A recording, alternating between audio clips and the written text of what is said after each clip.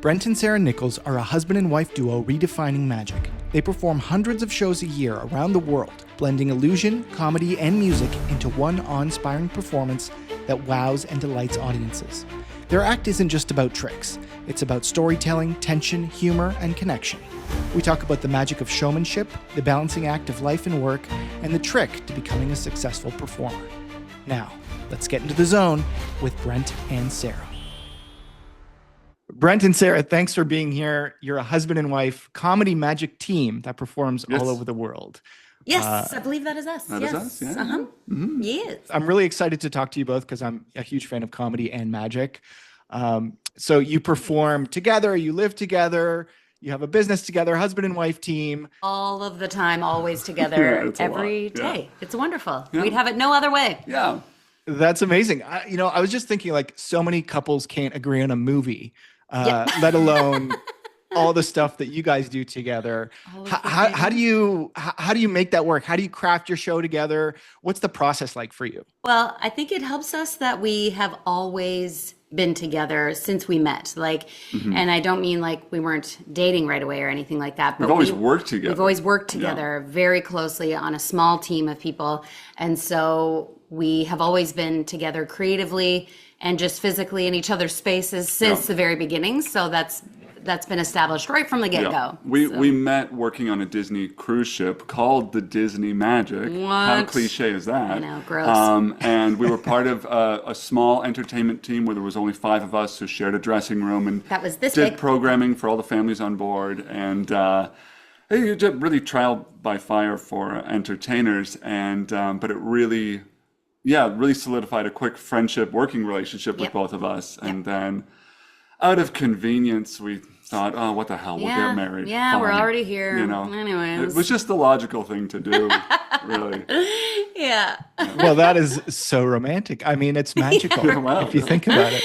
Yeah, no, it's a little more romantic than that. Is. But yeah. We're downplaying it, but So we've always been together, and then we've always worked really well together, and that's how we knew that we could do this together. yeah. We both have personalities that just complement each other rather than cause friction. So it's very where Brent is A really lot strong. of weaknesses, but these weaknesses are opposite weaknesses. That's right. So it's really That's right. together we make one whole person. Yeah, That's we why make people it work. think they're getting added value by getting a duo, but we're just barely making one person.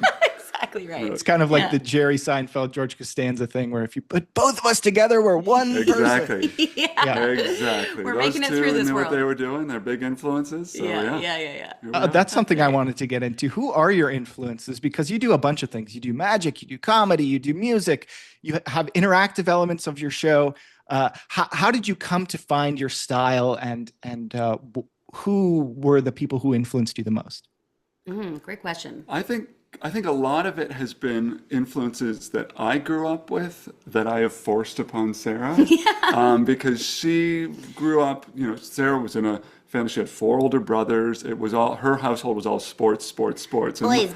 And mine was theater and entertainment. We're opposites in a lot of ways. She's almost the man in the relationship. We learned how to make these roles work differently. But anyway, so I grew up Monty Python, Conan O'Brien, Steve Martin, things like this, really sketch comedy. Saturday Night Live has been a huge influence on us, and still is. We still watch every episode together. And it's really, I would say that's probably the biggest, because we say magic and comedy, and sometimes people think, oh, it's probably like, stand-up magic or stand-up comedy, and then they do some magic, but it's more like sketch comedy meets magic. I would say our show is. Yeah, that's I've never a good really way. said that out loud I don't think before, we but have. I think that's It's brilliant, Brent. Well done. I think that's really what it is. So Yeah. a lot of influence I from me. have always been inspired now, later in life makes me sound like I'm really old. I'm not, I swear. a lot of work done. Barely holding it together. Stitched together. No, but women in comedy who aren't afraid to get ugly to get a laugh. And I mean that in the best way possible. Like, you think Kristen Wiig, right? Like, beautiful woman. Yeah. She can be hideous to be funny. And I just think that is so powerful and so great.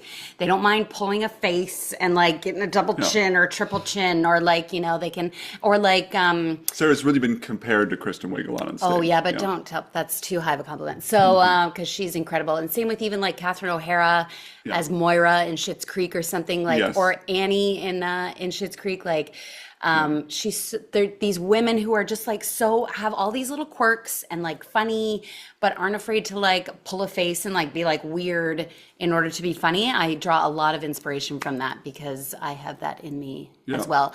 Anyone who has ever taken a photo of our show, I have never been like glamorous and like, look at this. Like, even newspapers who have come out to shows and they post just hideous. the most hideous pictures. And I'm like, well, that's true. So there it is. Well, that's the first point of contention here, because I've been on your website and you have some great photos up there, some really fun. Oh, well, some really fun those were ones. very well Those are planned. Those are planned out. Yeah, it wasn't on the Promo fly. photos where we can squeeze everything together to make Sarah's face look good for a millisecond. Yeah, Boom. and then you gotta move on. Got Yeah. I love this sort of self-deprecating vibe and the comedy banter between you two. It's clear that you have a lot of chemistry, and I totally agree that the like something that I've talked about already on this podcast with comedians and other writers is committing to the bit being so important. And that's sort of what you're talking about here, is like not being afraid to look silly, not being afraid to do the dumb face or the silly thing for the sake of the bit. And I think if you can commit to that, people will come along with you on that ride. Is that what you found? Yes. Exactly right. I think we also found, like, we grew up in an era where any magic we saw on TV was magicians who took themselves very seriously. Yes, and I think that works for a lot of magicians, but we knew very early on that was not going to work for us, because first of all, we were playing catch up. Like, we didn't do our first magic tricks until we kind of left it, or well, actually aboard Disney. I was 25 years old when I got started. Most magicians get a magic kit at 5 years old. They're hooked, and they become masters of sleight of hand, and then they have to learn how to entertain an audience and do a show. And we almost worked backwards to that, which we find was so beneficial. Because we learned how to be entertainers first. And then our magic, which was not great at first, really had to catch up. But we've really gotten it to a place where we're very proud of it. But one of my biggest, so if Sarah's the Kristen Wiig on stage, I think I lean more towards the Job from Arrested Development, just the complete idiot who's trying to take himself seriously. Yeah, exactly. But obviously But the no one audience else can does. see through him. And he's been the biggest magic influence for me, and he's not even a magician. That's so funny. I mean, that's a really interesting combination of characters to have on stage, and I can see why that would be really entertaining and funny, but also inspiring and like cool to see the magic stuff happen. And you mentioned that you're sort of like worked backwards, and that's like a really interesting way to like make your act original and different than a lot of those sort of very serious David Copperfield type magic guys, those very Like stuffy illusions. Yes. Yeah, And illusions are great. Don't get me wrong. I got nothing against illusions, but I did not want to be put in a box. And that's important to mention, is that our show is not magician and assistant. No matter how many times Sarah gets introduced as such, and we have to correct that. Like we wanted that gender equality from the get-go. Sarah's got way too much to offer as an entertainer that it wasn't going to be, and the thing is, this is no disrespect to magicians' assistants, because often they're doing these the most work, assistants are doing the most work, but they're just getting less credit, and because they can fit in small places and dance well and stuff, but They look good. and they look good, Yes. but ours is very much, we wanted to both be on microphone the whole time. It's very much We're a duo. duet, and we've drawn so much influence from comedy duos, and we've really found that to be a nice niche, because comedy duos are kind of a thing of the past. You see, these days you've got people like Martin Short and Steve Martin doing. You've got Tina Fey and Amy Poehler. They're both touring shows, but like back to like the Laurel and Hardys and the Lucy and Desi, like this is an area that we feel is very untapped, and that we could really kind of fill a void. We're void fillers. Yes. Yeah, it seems like a lot of solo magicians are relying very heavily on themselves, the audience, whereas you have each other to play off, which I That's imagine right. would be sort of helpful in just like keeping the energy up and the banter going. And Exactly right. Not having to talk for an hour straight, because we used to both do solo shows. I was in Brent. And I was Super Sarah. We did mainly like kids' birthdays. That's how we kind of like tiptoed into this. Yeah. Yes, all throughout Toronto. But yeah, the amount, like it's definitely an easier show, if I can say that. But to be able to, and not just easy, but just the fact that we can put more into it by putting more weight on each of our shoulders, but still not having the entire weight of the show. And what's also, it helps us make things more creative or different is the fact that a lot of magic is not made for two people. It's like a lot of routines, a lot of any sort of method, the stuff like that. It all has to be changed because there's two of us. So like, and there, we honestly have to like coordinate. It's like a dance. Like we have to have choreo for our show because who's taking this bit off at this time, who's going to walk in front, who's behind, so everything has to be changed just immediately because there's two of us on stage performing at the same time. Yeah, and that's become a huge source of inspiration for us. A lot of like we've definitely made our own tricks or routines or whatever you want to call them, effects. I think the magicians say. Ooh, the so magi. The Brotherhood of Magic. For our prestidigitation. Ooh, gross. These are, okay. Yeah.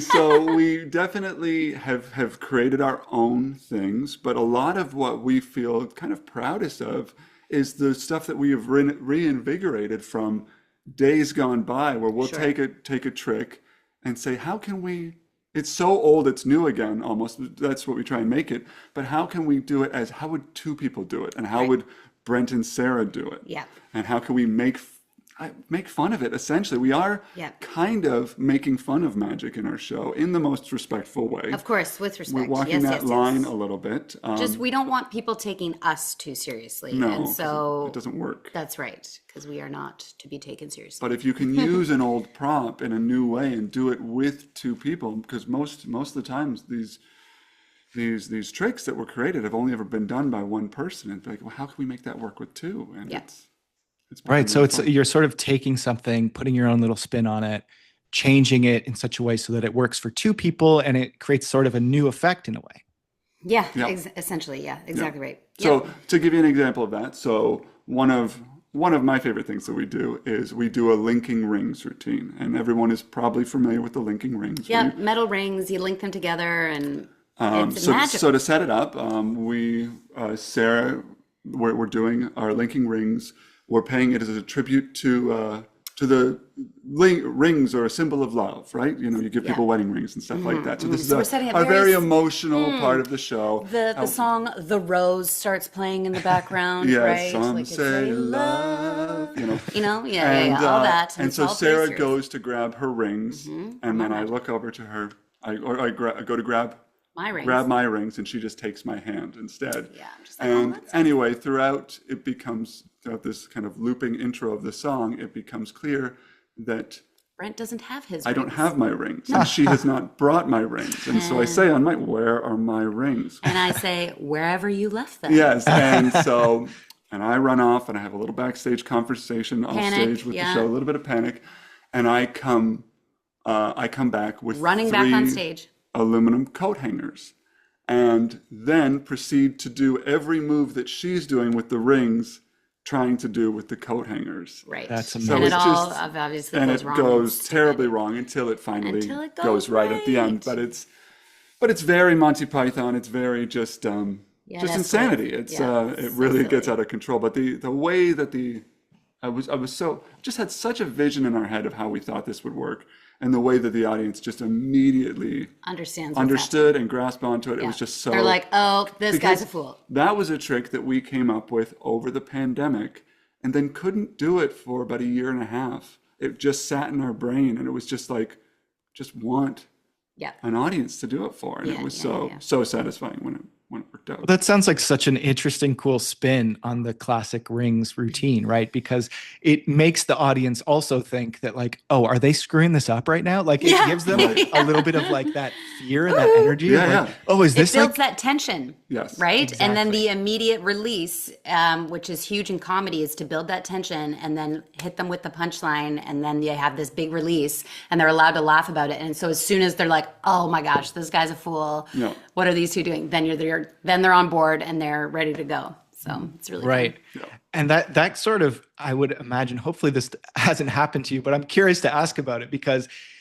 that sort of tees you up so that if you do make a real mistake, you can kind of play it off a little Honestly. bit. Has that ever happened? Exactly. Yes. Oh, yeah, of course we've it is made our share. live shows. Absolutely, things are going to go wrong. And that's again like why it's so much easier for us to be in that comedy lane. Yeah. Because although it still sucks and we're still sweating, Immediately especially Sarah. sweating. Oh my gosh, yeah. I start sweating immediately. So It's although the it worst. is terrible, I feel like we can play it off better than someone who is doing a very strict. Because Yeah. I've heard horror stories Yeah. of. There's one trick where, just for all of your listeners out there, if they want to have, if this is their breed of entertainment, if they want to have a little bit of fun, go. What's it called? On YouTube, there's a trick where you put your hands through spikes or nails, right? And obviously it should be very controlled and very safe, but there is every a method. year, Well, there's a few different methods on how to We've do even this. done it, yeah. Yes, and like there isn't a completely safe, foolproof method way to do this, but there's also one that has just like the tiniest bit of like risk and like maybe you could put a spike through your hand. And this guy did it on TV. this happens once a year where someone Yes. screws up the trick, but this particular Yes, one, it was on TV on like a morning show in another country. I forget Yugoslavia or yeah, something, I don't crazy. know. And he puts his hand over top of the woman's hand, like the morning show host, Oh, no. and they go to slam their hand down on what should have been an empty bag, and he put her hand through a spike. Like, no. and you're just like, don't do that. That's not what Yeah. you want to have happen. it's one of those things that you shouldn't watch, but as soon as you do, you can't stop watching. yeah. Ugh, Right. it's- Terrible. Yeah. Well, one of the things, another kind of comedy magic duo that I really enjoy, Penn and Teller. Yes. Great. They always talk Incredible. about how the stuff they do is very safe. And in the past, there have been like the bullet catch and like the spike routine. There's been things that have been dangerous for magicians, and their take Tigers. is that it's like not responsible to do that kind of stuff. Bingo. Yeah. And do you agree with that? Yeah, it's reckless. It's especially because of the amount of things that you are juggling during a long live performance. You never like. There's so many other liability issues of bringing people on stage, and all of a sudden, this person's very drunk, or like there's so many things that you try and avoid. And we have not had many horror stories that way. We've had volunteers almost deliberately screw up tricks, and Yeah, that's frustrating. feels very weird. But yeah, for the most, like there's just too many things, and we often. This comparison is made with close-up sleight of hand. Like close-up sleight of hand magic is really kind of the most powerful magic that we feel you can do. Absolutely. It's magic just that happens in people's hands right in there. front of you. And some of that stuff is very technically difficult. Yes. And some of those performers, magicians, aren't always the most charismatic because what they're magic doing carries it. speaks for itself. Yes. But when you're on stage, you should be doing things that aren't as difficult, Right. or at least not. You want to still be present with the audience because you can. We've seen people who have what we call magician's brain, where they're talking, they're doing their prepared script, their but they're- patter, if you will, in their head.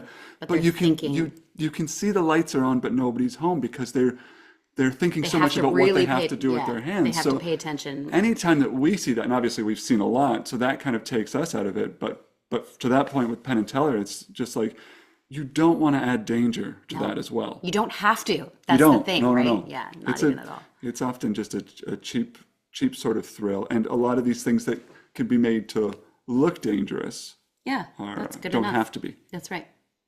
Yeah, it sort of reminds me of, and I'm getting into my magic nerdiness here. Great. Go but for it. Lean in. there's a movie called The Prestige. Chris Oh, Nolan. it's the has- best one. The best movie about magic. Absolutely.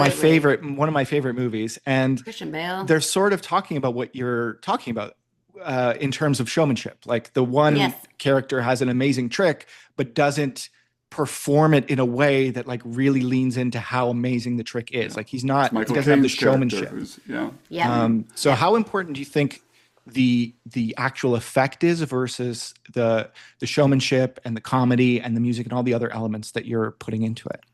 Yeah. So listen, I mean, you always definitely want to amaze people and like get the big wow and kind of blow people's minds, I guess. But you really do have to be able to sell it, and you have to be genuine to who you are as a person on stage. You can be an exaggerated version of yourself, but you still have to be a genuine version of yourself, because otherwise the audience won't buy it, and they don't even realize that that's what the issue is. Like, and we didn't realize it was the issue for long. It's a whole trial and error work in progress, and we're saying all of this after having done thousands of shows. That's right. So, but showmanship is like the most important thing, I think, because it's what actually carries the show. Tricks can be amazing, but again, if you don't present them in an interesting or a unique or a fun way, then it's just like, oh yeah, I guess he did make that disappear. Like, great. Well, and if you look at another one of our biggest influences, which would be improv, and we'll go with like Whose Line Is It Anyway is the big, well-known example. I love that show, love what they're doing there.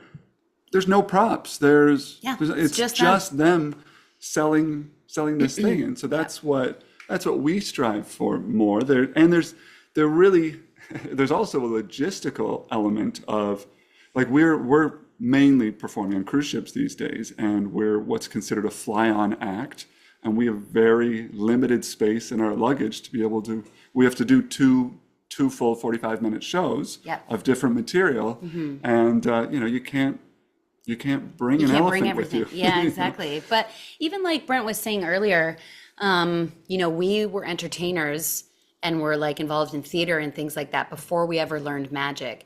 And so like sometimes when you learn magic first, then you have to learn how to become an entertainer. And that is just as important as the magic. And sometimes that can be the hardest part for people.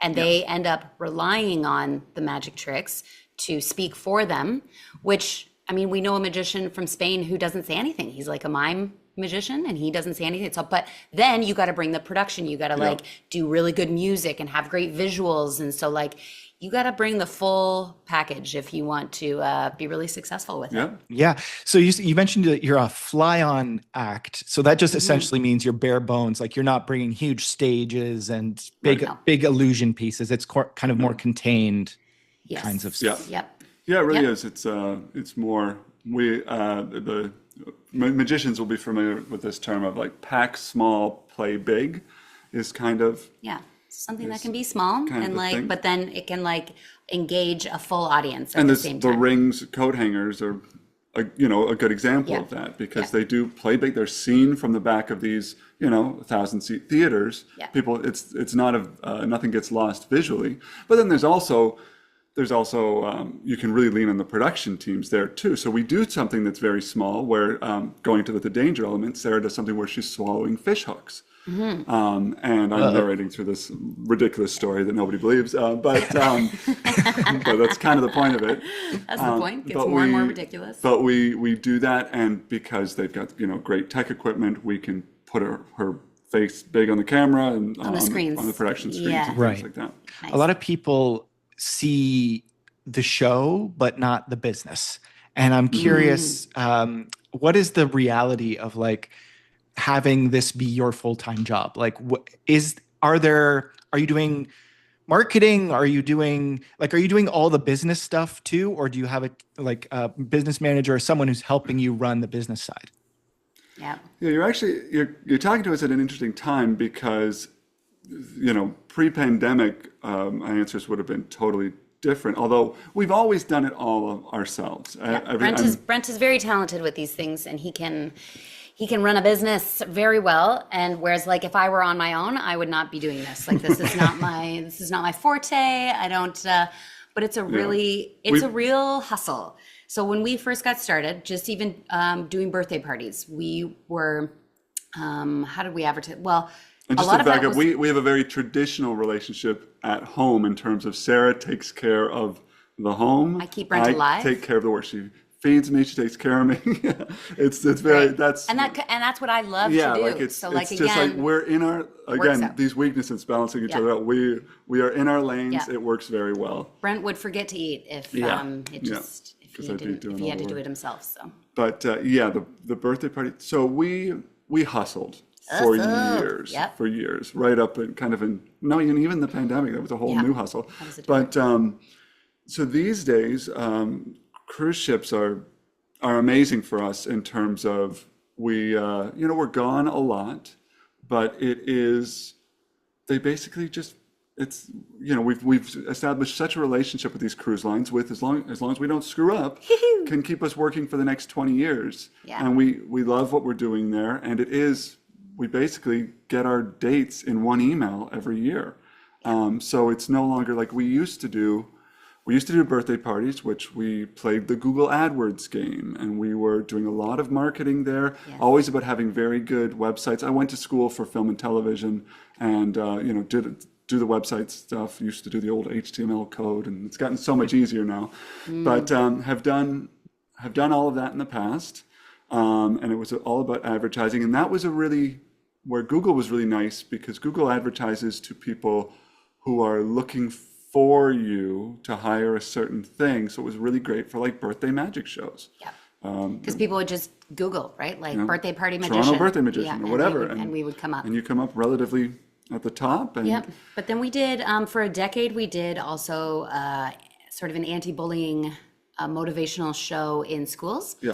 And that was also a really big hustle. And so like emailing principals, you'd send out, we would spamming principals. We would sit at our computers and just both send out so many emails because you can't just cold call these people. Nobody responds well to that. Yeah. And principals are also just very busy people. They're hard to get a hold of. And yet this is what we were presenting was still a part of their curriculum. So like we knew that we could get in and like do a good job. But anyways, and it was so frustrating many because emailings. we worked in, I think, 30 different school boards, but every school board does not care at all what you've done in any other school board. If you've got a public school and a Catholic school across the street from each other, they don't care. Yeah. They're not going to talk. Yeah, that's so you not have we had to basically showcase ourselves and earn our spot every single time in each one of these school boards, and it eventually. Yeah. We eventually started to see the benefit of that as word of mouth. And there was a lot of sacrifice at first as well. Like, with doing birthday parties, that's a lot of weekend work. And so throughout the week, we would be booking our shows and then go on a weekend. And with somebody, if there was a family event or something you wanted to do, it's just like taking a night or a day off of that was like taking a week off of work for regular people, like the regular muggles of the world. So, and for like 3 years, we were really like married to that, And then we completely flipped. We went all in on the school. So it was Monday to Friday, a lot of daytime work. We would still do the odd bigger event. And we've always done like corporate events and things like that. Yeah. But to be able to find, and this would be advice that I would have for anyone trying to get into any sort of industry, especially entertainment. It seems like we all get very caught up in doing the same thing. A lot of young people today want to be TikTok famous, and they see that as the only way forward. But if 99% of the population is going after the TikTok route, what's that other 1%? What are people not doing? And for us, it was that school show, which, paid off our mortgage. Like it was. It was a wonderful thing. Yeah, not many performers are performing at 8:30 in the morning in a school gym, but like we loved this show and it was so fulfilling and so fun, and we had a story to tell. And again, you got to be genuine. You can't just like make something up in order to make money. Like it wasn't just about that. It was like, what can we do that's true to who we are in the entertainment world? And pays the bills at the end of the day, but performing for little kids instead of drunks, it was great. Oh, so wonderful! Yeah, there are, I would imagine, some similarities between little kids and drunks, but that's true. But you can't blame the kids. That was always, whenever like a rude kid, we can accept any day. A rude adult, you're out of here. Yeah. How do you deal with that if and when it happens? Like, is there security? Like at stand-up shows, for example, they'll have like security who will kick people out and stuff. Has that ever happened to you? Has anyone ever come on stage? You sort of mentioned people have tried to like ruin tricks before. I think there's like some there's always going to be some person in the audience who's kind of like, I'm smarter than them. I know how this is Yes. done. Like, Yes. has that ever happened to you? And how do you manage and navigate that? Well, real quick. So a lot of times, I don't know what it is. Thankfully, we don't get too much of it, but there's like a look in people's eyes that you can just see Yeah. and an energy that they're putting out that you can feel that you're like, I am not going to pick you. First of all, anyone who volunteers themselves for a trick, if you're like, okay, we're looking for this and this, and they're like, ooh, pick me, you're like, absolutely not. That person's insane. Absolutely What are they? not. Yeah. Why would you? Yeah. Kids, yes. If you look for a volunteer to kids, so all those kids will have their hand up. An and adult doing that, red flag. They're unhinged. There's something wrong with their There's something brain. going on. where- yeah. And we've had a couple instances where we haven't had the choice but to pick them. So like and like we make it work, whatever. Again, we can really manage our show when there's two of us on stage. Like if somebody's like being weird, Yeah. the other person can like, we can really like talk over them. If that's helpful or okay, Yeah, but there's ways. one time I was doing a Toronto Public Library downtown, and we did a lot of libraries. They have a great summer reading club. Yay, join the library. We were like Super Sarah days. Super Sarah days down in this library. We were definitely over fire code for how many people were in this room. It was awesome. And like a bunch of summer camps had come, and I picked this one boy really wanted to be a volunteer, but again, you were like, ugh, wrong energy, my friend. And so I ended up picking the kid sitting next to him, and this kid lost it. He The other was kid, the older so kid, yeah. upset, and he was probably like 10, but like looked like he's like 14. Like he's this big kid, and he's just like, what? And he gets up, and he's sitting in the front, so he gets up and he's right there, and he's just like, magic isn't real. This woman is fake. We need to get out of here. Who's with me? And we're just like, and he like pumped his fist in the air and everything, and just like, who's with me? And I'm just like, oh my gosh. And so he tried to like pick up my magic box and like throw it, and I'm like keeping my elbow down on it, trying to like hold it down, and he's just like trying to cause this huge ruckus. His camp counselors were all at the back of the room. Back of the room again, and they're just like crawling over this sea of children trying to get to him. He sees them coming. As soon as they get there, he falls dead to the floor. He like falls flat, and he's like dead. They shot him with a tranquilizer. Well, that's true. Yeah, they did do that. No, but he's laying on the floor and refuses to move. So they have to, again, in front of all these people, pick him up. Like one's on his legs, one's on his arms, and they have to like get these kids to like all move out of the way so they can get him out some side door.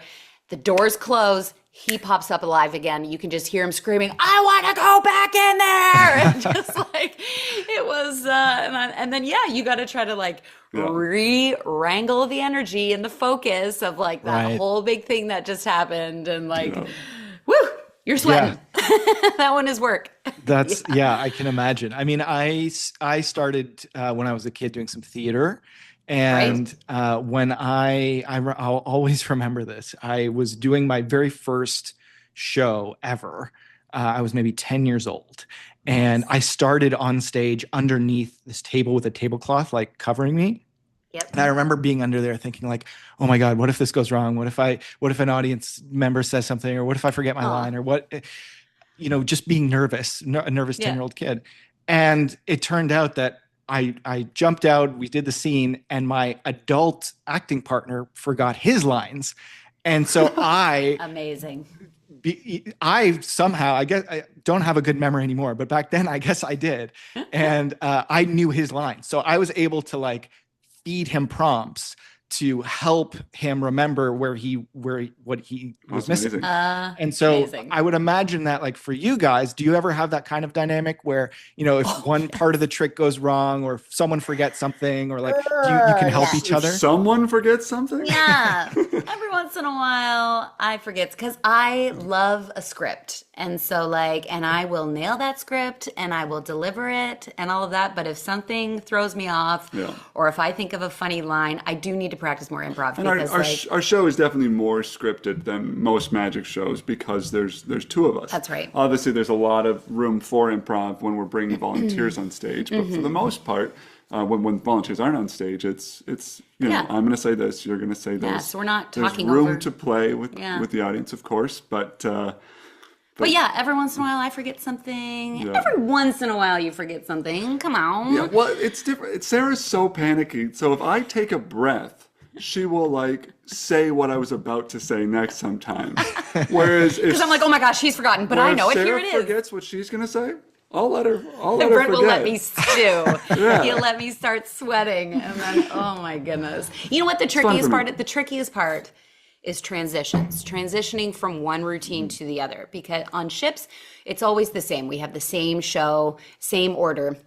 And we get to have a lot of fun with volunteers. And But then when that's we do when a corporate event, you show up at a venue. Yeah. It's a mess because sometimes the visuals are wrong or there's someone. So we have to adapt our show completely. That's right. So then we have to change up the routines that we're going to be doing, which means the transitions in between will change. And when you've been doing it one way for like 6 months on ships, and then all of a sudden you go in this new environment and you're like, holy crap, what's the next part? And that's Sarah's biggest flaw is what comes next. What comes next? Yeah. But then what will happen, we have a lot of music in our show. And so Brent will like play the track. And I'm like, oh, right. Like, I know what line goes with that we have a music. very, very cool music system that's just it's a hip promote. So when I put my hands on my hips, I'm pressing play on the next track most of the time. Oh, that's really cool. I wanted to ask about, oh, sorry, go ahead. Go ahead. Oh, and then on ships, it's all. Oh, this has been my latest thing. Is it's all merged with QLab. So we have these huge screens like LED walls behind us. So when the magic happens at the end, there's an explosion on the screen and stuff. And it's been very fun to create all that. And that really helps having visual cues for what's coming next. Yeah. Visual cues, yeah. And then I also wanted to ask about the music stuff. How involved is music in your show? And are you ever playing music? I see you have violin back there. I think I saw you on strumming on a little ukulele, maybe. How involved is that in your show, and what part does that play?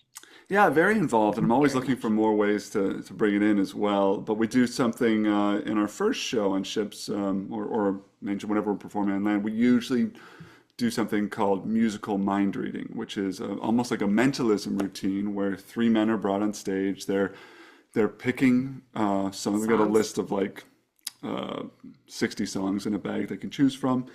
And then I'm trying to read their minds and essentially play their song. That they chose, at the end. So that's with the ukulele. We always thought I play guitar, but there's something funny about myself, who's 6'5", playing this dumb little ukulele. Very visually just funny. Yeah. And it packs so small as well. So logistically, it's great. Yeah. We do a funny like Grease Summer Nights spoof in our second show. So we do a little bit of singing as well. We end our first show with some music. Yeah, we're definitely not trained singers by any means. But that's why comedy is great, because you don't gotta be a good singer. You just gotta, you can sing comedically, and that's fun and funny, and everyone knows, no one has those expectations that you're gonna be this fabulous singer. But music is a huge part of our show. It feels every time you get a volunteer on stage, there's music. Every time there's a big finish, there's music. Every time. Even our pre-show playlists, we set up. We come prepared with like specific songs that Brent requires, like a very specific, even like beats per minute, like to like keep like a certain song. You might like it. Crazy, but but it just means you care. Like he just really cares. Yeah. We both do, about creating the environment around your show and then keeping that going through. It just really makes things so smooth when you have good music and good transitions. And because as good as a magic trick can be, if you like end it and then just like, hey, you want to see another one? Like it totally takes you out of it, and then you have to like restart and rebuild that energy. It's just like with comedians, like you say a joke and it's done, but then like, do you just start a brand new joke? You know, like if you were just talking to someone and they just said, here's a joke, and then it was done. Here's a joke, and then it was done. Like there has to be something that like pulls you through a good flow the whole time. Yeah. It's really important. So you've mentioned you've worked for cruise ships, you've done birthday parties, you've worked at schools. These are all very different audiences. How do you tailor your show to service like the different kinds of people? Like, is your show different when you do it for kids? Is it different when you're doing it for a bunch of half-drunk cruise ship folks? Like, is there a different vibe that you bring to different kinds of shows? And how often are you tweaking? Are you making little adjustments? Is it kind of a set routine? How does that work?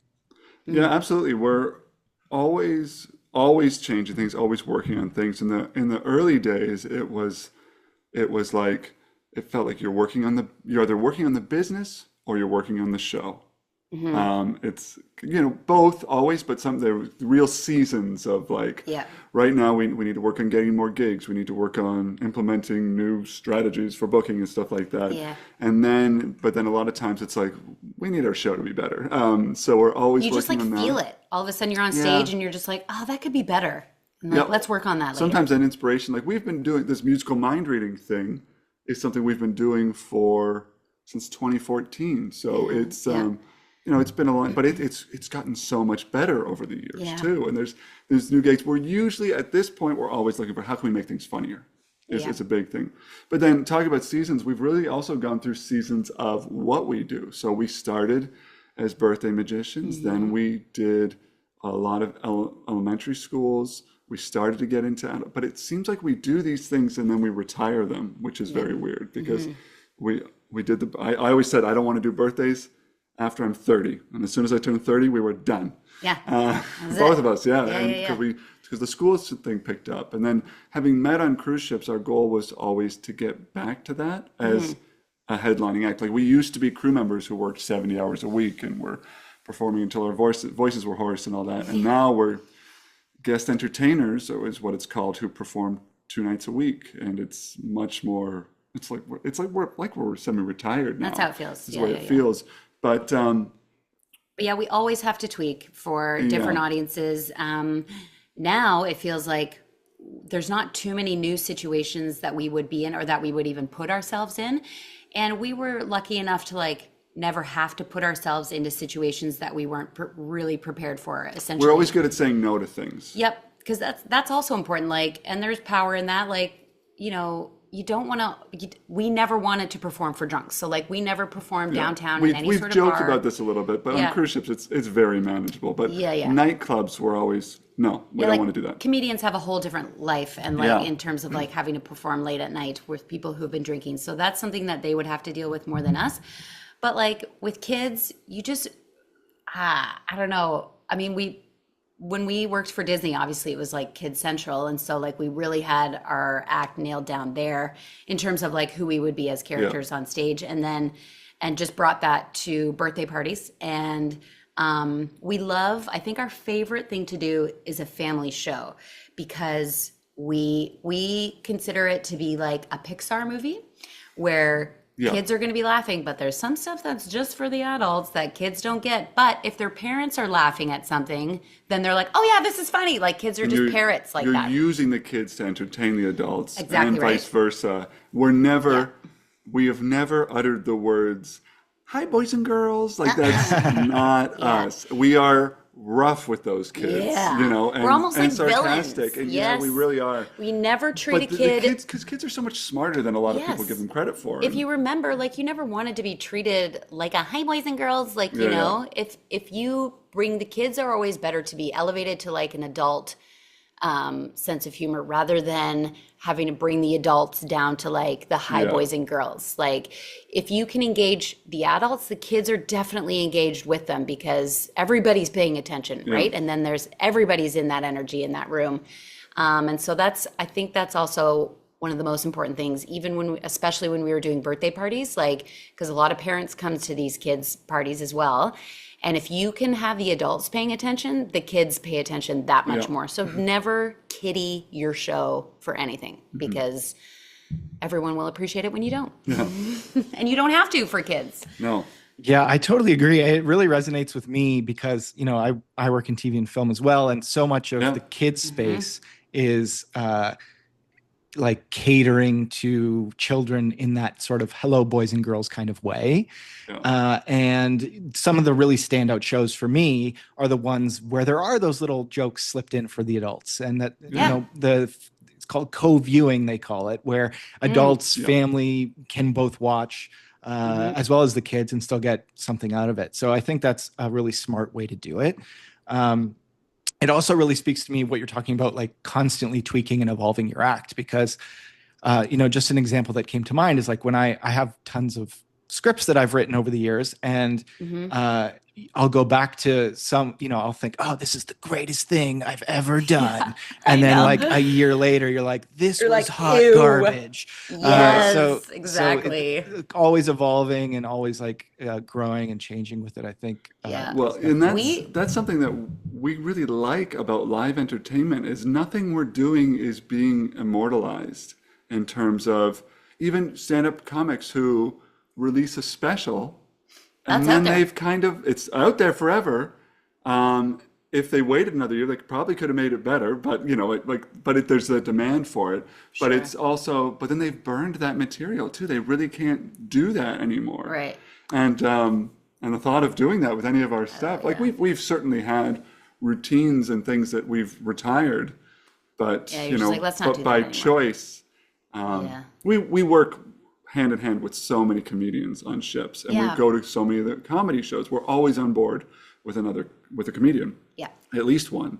And so we've really gotten to see that world as well, and some of the challenges that they're faced with. And it's very but we also record our shows a lot. Yes.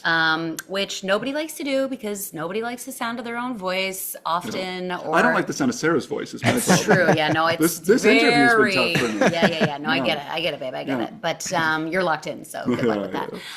But yeah, no, you even find things out about yourself, like so many people have a word that they say all the time. And my word was always, all right. I would always just be like, all right, all right, all right, all right. Like, it's just like, why am I saying that word? Reset word. It's when you're just like collecting your thoughts anyways, and sometimes, so to be able to watch yourself back, I think is gotta be one of the best tools in order to better yourself and your act, because then you can also see the way you stand, you can see the way you carry yourself, you can see how you're making unnecessary noise that didn't need to be made, Sarah. Like you don't have to squeak and squawk there. Just like silence is also very powerful. Like you don't have to fill every bit of silence with a noise or a laugh. Like so again, recording yourself. So yeah, I would not want to watch a show of ours from like 6 months ago, because volunteers will bring out funny things in you. It's just like, oh my gosh, that was really funny. Or Brent, when you said that was really funny. When we watch an older show like that, we just see missed opportunities. Yeah. Because we've filled those opportunities. And then when we watch a show 6 months from now, the hope is that we'll see missed opportunities as well. Yeah, from that. so little stuff like that always just keeps tweaking. Because if we're not trying to make it better, then what are we doing? Yeah, This is what it feels like. Then you're just phoning it in. Yeah. Totally agree. You mentioned you record the shows, but you're a little bit sort of hesitant. Like I understand the hesitance to put it out in the world in the way that it would like kill the material in the way that like a stand-up act, if you do a special, you can't really do that material anymore. Yeah. Do you feel like social media isn't a big piece of it for you in that way? Like you're not posting your shows like online, or it's sort of more keeping it more intimate for that small audience that's coming in person. It's like seems to be very opposite to a lot of what the strategy it definitely is. Really, it was part of our decision was made for us in 2020. My Facebook account got hacked, which was connected to our Instagram account, which was connected to our Facebook. We essentially lost everything. I mean, there was no way to contact anyone on Facebook, no way to get it back. Well, also we lost everything. Also all of our work because of the pandemic. But, But that was something different. It was quite upsetting at the time losing that Facebook, but I think it was one of the best things that ever happened to us, mental health wise, and just for me. And it's just there was this thing about always chasing after. We made a lot of like parody music videos and things like that during the early days of the pandemic, because we had come back from Sri Lanka where a cruise ship was, and we were quarantined before anybody else, because we've been out of the country before lockdown happened. So we were just trying to do things to stay sane, entertain other people, and we loved doing it. And we had some pretty good success with some of these videos. We were getting, tens of thousands of views early days, which, is not nothing, but it was never enough. For me, it was, when you're, the joy of performing for a live audience and getting that instant feedback, that laughter, that applause, it cannot view count, thumbs up, comments. These do not remotely compare as far as I'm concerned. Yeah. And so again, we kind of what I spoke about earlier. We made that choice to lean into, as I'm sure you know, maintaining an Instagram or a TikTok or Facebook. That's a full-time job for a lot of people. Yeah. And so instead of going the way with everyone else to try and become TikTok famous, which isn't really our style. Even something like America's Got Talent, which we've been contacted by, that isn't us because most of our routines are 8 minutes in length. Yeah. They want a quick, flashy, sexy 90 seconds, and that's I'm not like, sorry, us. can't do that. And so we've really made peace at what we are, with what we are and what we're not. And we really chose to lean into what we are. And That's right. thankfully, Yeah. because I say this with total respect, because I know a lot of people have to Yes. to do this online It's thing. huge for comedians. Comedians, a Yeah. lot of clubs, they want you to have followers because if you have followers, then then they bring in ticket sales, right? And drink sales and stuff Yeah. like that. So they do have to make that hustle. But a lot of these clubs are booking TikTok stars. That's right. Because they'll get people in seats. Yeah. But these TikTok stars don't have a show or don't have know an how to act. perform for a live audience. So it's very different it's medium. unfortunate what's happening in some ways. Yeah. And we're just trying to stay away from it. So keep supporting live entertainment because Yeah. that's where it's at, and that's where you'll get your professional people and like the people who know how to Yeah. how to work a crowd and how to have fun with that. So And I do feel like something like this, something like our linking ring routine, for example, I feel like that would be cheating on it to put it online. Like it would be, it deserves better than that.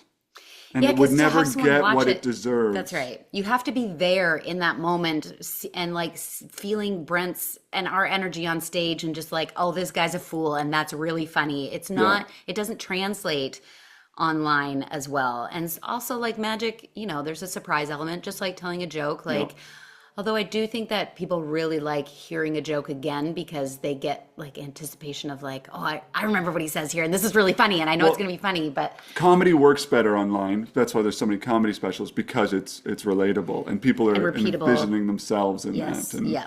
Whereas magic is just like you watched it and it's done now. magic's better in a theater, Yeah. really, unless you're doing something like Justin Willman's Magic for Humans. Like that's a really, really great use of that medium, or That's that right. Carbonaro effect, where it's almost like the magic pranks and stuff like that, Yeah, or that's any really fun. David Blaine specials. Like David Blaine was someone who I've heard after the success of his first special, he was getting offers to perform places, but he did not have a show, Yeah. which is very interesting. So it's kind of the opposite of, Yeah. we don't have that online content, we don't have that TV content, Yeah. but we do have a show, and that's And it's honestly just what we're been, doing. it has been better for us because it's really easy and hard not to compare yourself to other Yeah. people. Like we could be on a ship in the Caribbean or in Alaska or even in Europe or something, and we would see a friend or fellow entertainers who, well, they just got offered this ship and are in this part of the world. And you're just like, oh man, like I really want that too. And then,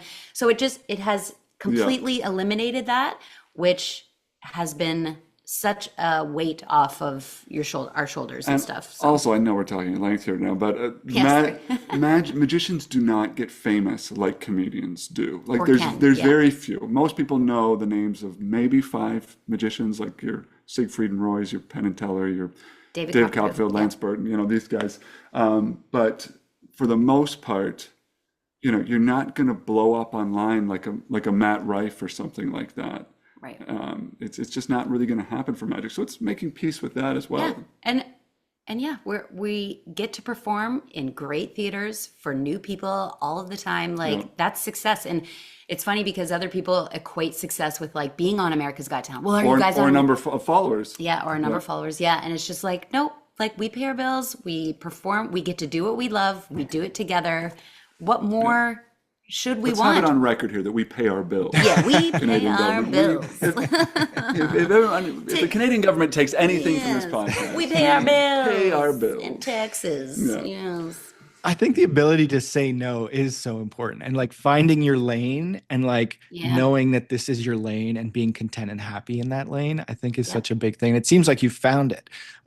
It's like you could go on America's Got Talent, they're reaching out to you, but that's not your lane. And so you've had the foresight to go, oh, like this is a cool opportunity, but I have the discipline to say no to that. I've heard a lot of things about the sort of micromanaging involved in America's Got Talent, where you get to go in, you get to do your audition, which is great.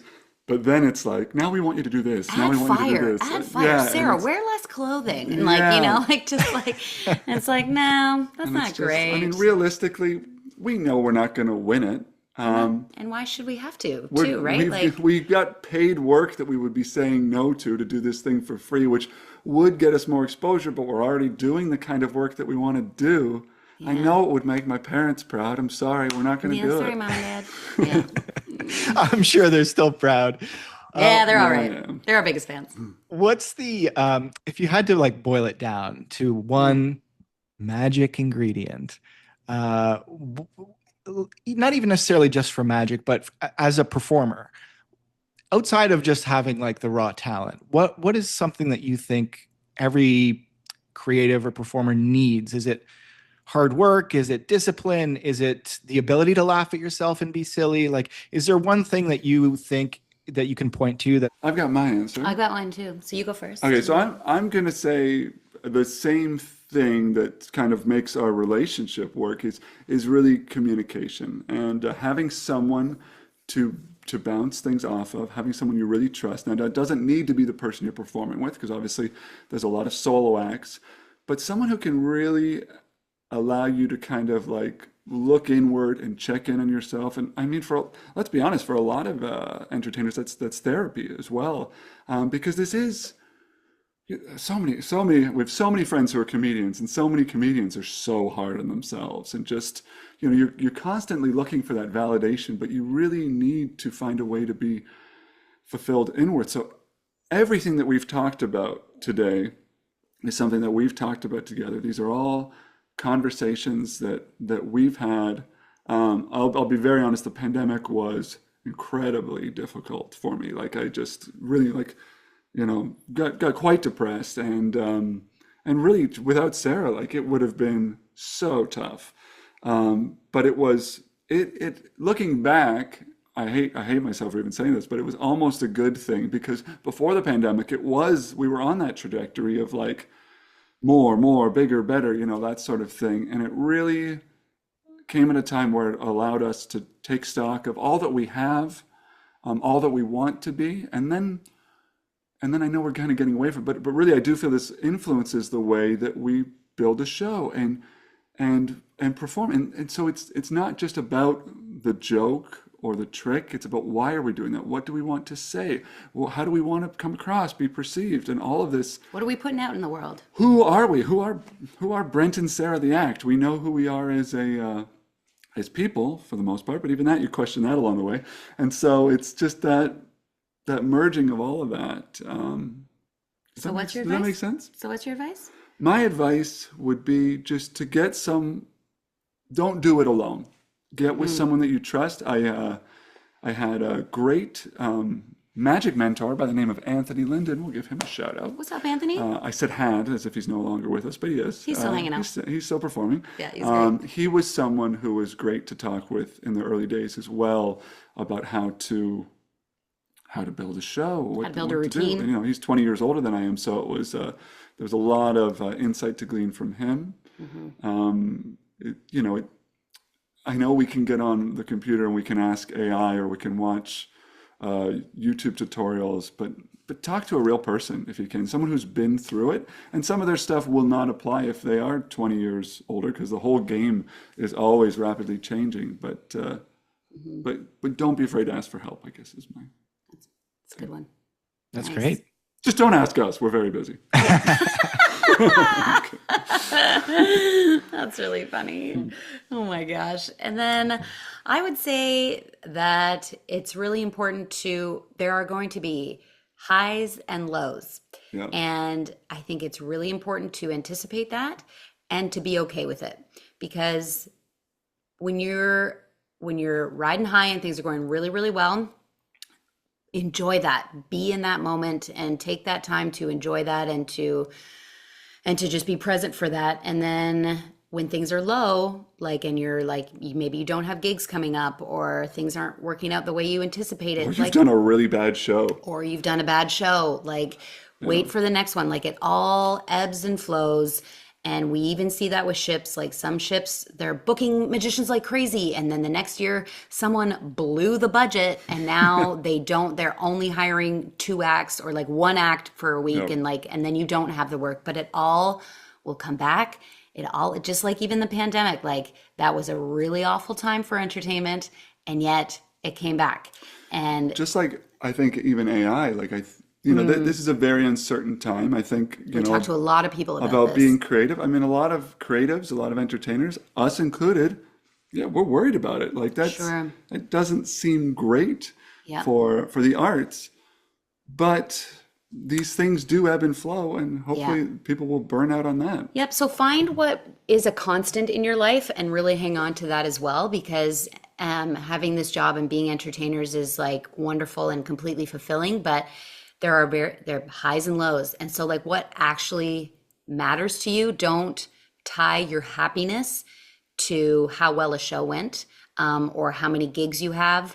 There's got to be other things in your life that make life worth living, because in the world of entertainment, there's a lot of ups and downs. And so that's why Brent and I are very fortunate. We have each other. We are each other's constant. And like, we can pick each other up or meet them where they're at when that's necessary and things like that. So I think that's one of the biggest lessons we learned from the pandemic as well, is just like, you got to find other things in your life that make you feel fulfilled. Because And we don't have this mastered. No. This is learning. Like our show is a work in progress. Our mentality towards it all is also a work in process. Yeah, because you can get real caught up in things, and especially talking to other entertainers, and they have worries about stuff, and you can get like really worked up about that. And like, oh my gosh, yeah, like, do we have to worry about this too? And like, oh, how are we going to handle this and that? And it's just like, no, it'll all be good. Like, it's been working out so far. We're going to keep working hard. We're going to keep doing the things that we know work. And then the rest of it is out of our control. Letting go of we'll things. adjust if ever we need to. Letting go of things that are not within your control is really huge, because I it's think literally out of your control. anxiety and depression can go hand in hand with a lot of performers. And Yeah. So find other things in your life that make you feel fulfilled, as well as what you're trying to accomplish in the arts, because there's other stuff out there and there's other people out there. So hang on to that too. But performance is such a drug, and it's so addictive, and so I get it. It's something I want to be doing for a very long time. Yeah. As long as I can convince Sarah to keep doing it with me. I mean, both of those tidbits are really excellent advice, and I connect to a lot, and I think a lot of creative people in general will connect to that. I mean, I've had mentors who've helped me along the way.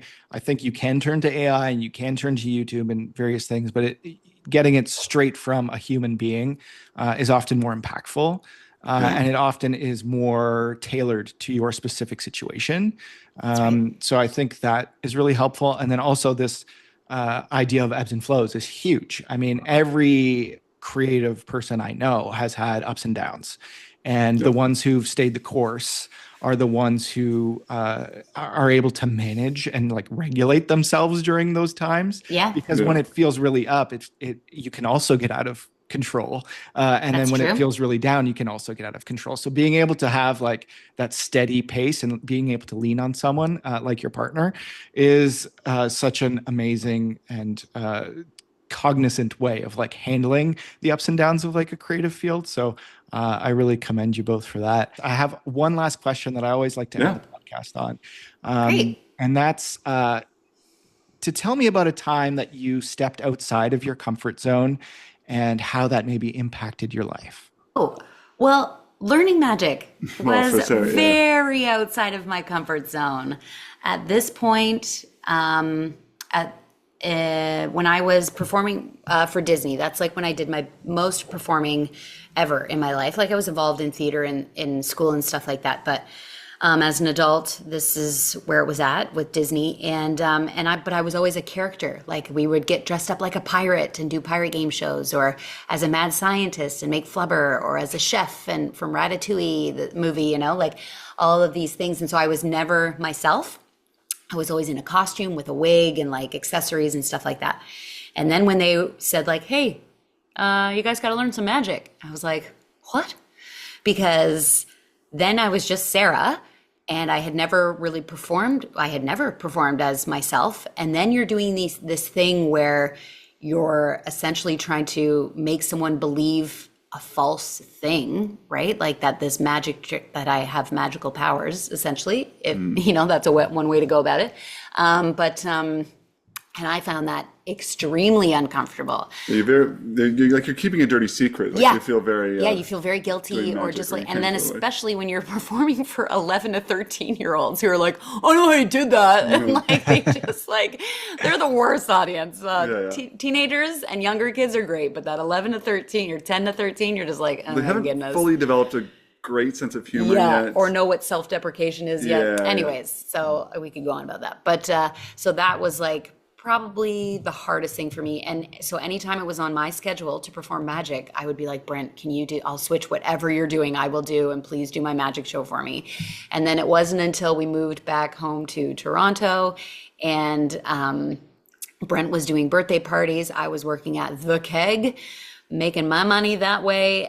But I saw how much fun he was having and how he didn't have to take himself too seriously. He didn't have to do serious magic. You could be doing funny things with fun kids and be funny yourself. And I was like, oh no, that feels more like theater. Like you're doing a performance rather than trying to trick people. And so I started performing for 3 to 5-year-olds. I was like, I don't want anyone over 5. I don't want anyone who's going to talk back to me. Safe and easy for you. Very safe and easy. And little kids I was basically like another form of mom to them, right? Like, and so little kids would listen to me and it would be great. So to say that you eased yourself into that comfort zone, because now she's done it all. Yeah. And now it's just like, woo, here we go. But that was a big learning. And so now that also helped me then like, you're putting your literal self out there for people to essentially judge, right? And so that has only helped with self-confidence, and you get all kinds of people saying all kinds of things to you after, and I'm sure they mean well, but sometimes it doesn't come across that way. And you get a lot of comments like, oh, you're so much prettier in real life. And it's just like, wait, what? Like, I was also in real life on stage, and like, did you not think I was pretty then? Like, anyways, so you just have to like really be able to laugh at yourself and, but also have self-confidence. So that's been like one of the biggest things for me. That definitely brought me out of my comfort zone to learn magic and to put myself out there as just Sarah. And that's taught me a lot. So that's been mine. Yeah. And I would say for me, it was, developing a virtual magic show during the pandemic, because comfort zone, I was not comfortable with the idea of even doing it, because I just thought, this is not live entertainment. We should not be doing this. But then, when we reached month 8 of the pandemic and realized we still had, 24 more to go, it kind of became. And we had to pay them bills. Yeah. That you definitely always pay. That we definitely always pay. Yes. It became a necessity to do that, and it was really so rewarding in the end, because it really challenged us. We were able to that fish hook routine that we talked about. That was something we created for the virtual show that we now perform in almost every show on stage. So it was really beneficial to be able to do that, to be able to get the confidence to. Another great thing that came from it was our show was very volunteer heavy before the pandemic. It was almost like a revolving door on bringing people on stage, because almost had the issue of oh, people aren't going to just want to watch us for an hour, we need to bring volunteers into it. That's what makes it interactive. And now our show is still very interactive, still volunteers on stage, but there are more elements of just being us. And that's kind of what the virtual show had to be. You can read people's minds through the screen a little bit. You can have some interactivity, but for the most part, it was a lot more demonstrative magic, and finding interactive to be another way. And it really challenged us in the best possible way. And even really challenged you, because we felt, when it was taken away, that it's just like, how do you, we had to rebuild our act, like is exactly what happened. Because even when we did get back to being on ships again, for the first like year, we couldn't have any volunteers on stage. We couldn't hand anybody anything. We couldn't have anybody, no, like zero touching, no interacting like that. And so we had to build 2 physically 45-minute distanced shows. Yeah. And even on land for a long time in Canada, especially, we couldn't have any volunteers anywhere.